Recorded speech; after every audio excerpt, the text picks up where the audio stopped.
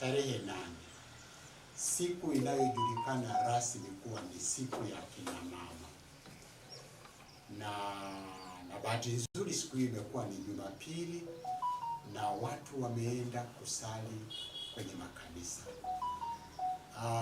Na yamekuwepo makundi mbalimbali, kama sikosei kimkoa, siku ya kina mama iliadhimishiwa nadhani wilaya ya Serengeti, Mgumu, na huko pia mlikuweko na habari mmezisambaza vizuri sana. Lakini kumbe kwa mbali inaonekana chama Chadema kilijipanga kuadhimisha siku hiyo katika manispaa ya Msoma, na inawezekana walitoa taarifa katika vyombo vinavyohusika, lakini kanisa kama kanisa tuliombwa tutoe nafasi, na tulipoombwa kutoa nafasi, waandamizi wangu walihusika, wakajibu barua kwamba tunaruhusu mtafika, mtafanyia mijadala yenu na kongamano lenu katika viwanja vinaitwa viwanja vya Matumaini, na baadaye ukumbi wa Askofu John Ruguru. Umepoteza cheti, hati au pasipoti au wito wa mahakama kama mirathi, talaka pamoja na madai? Tangaza haraka kupitia gazeti lako la Nipashe na tangazo lako litoke kesho. Jinsi ya kufanya: tuma nyaraka zako kupitia WhatsApp namba 0677020701, kisha fanya malipo na utume uthibitisho wa malipo yako. Huduma hii ni rahisi, haraka na yenye uhakika. Nipashe ni mwanga wa jamii.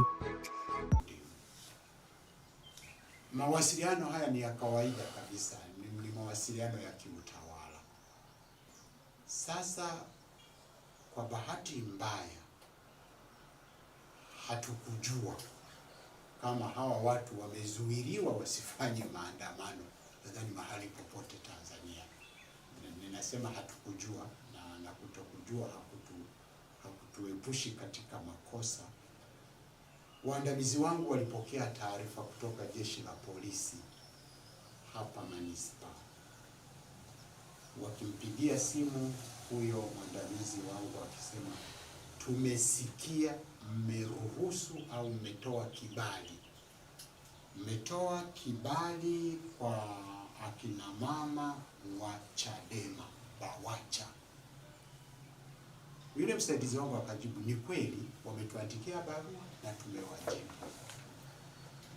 Basi huyo mhusika, sijui kama ni msemaji wa polisi ama ndiye mkuu wa polisi katika manispaa ile, akasema hatuwaruhusu wafanye vikao vyao, wafanye maandamano yao, wafanye majadiliano yao, wakataze.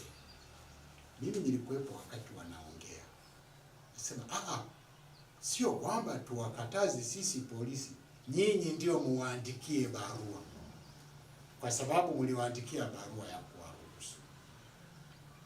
Yule akaniuliza, baba, tufanye nini? Nasema fuata maagizo. Kuandika barua sio shida, kwa sababu unaweza ukaandika tu barua, nimeelekezwa na jeshi la polisi kwamba mkutano wenu hapa sio halali, kwa hiyo tunasitisha.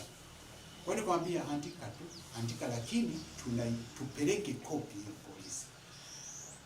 Kwa hiyo huyo msaidizi wangu akaandika hiyo, akiwaandikia sasa hawa BAWACHA, kwa sababu zilizo nje ya uwezo wetu, basi tunasitisha hicho kibali tulichokuwa tumewapatia. Lakini kabla ya hapo yalikuwepo majibizano sio rafiki kutoka kwa huyo msemaji wa polisi, walipokuwa wanabishana kwamba, lakini sasa si nyinyi muandike. Anasema, baba padri, nakwambia usipoandika sisi tutalala hapo hapo, na madhara yoyote yakitokea shauri yenu. Kasema, kwa nini tutangulize madhara zaidi wakati kuna uwezekano tu mambo yakaisha bila madhara?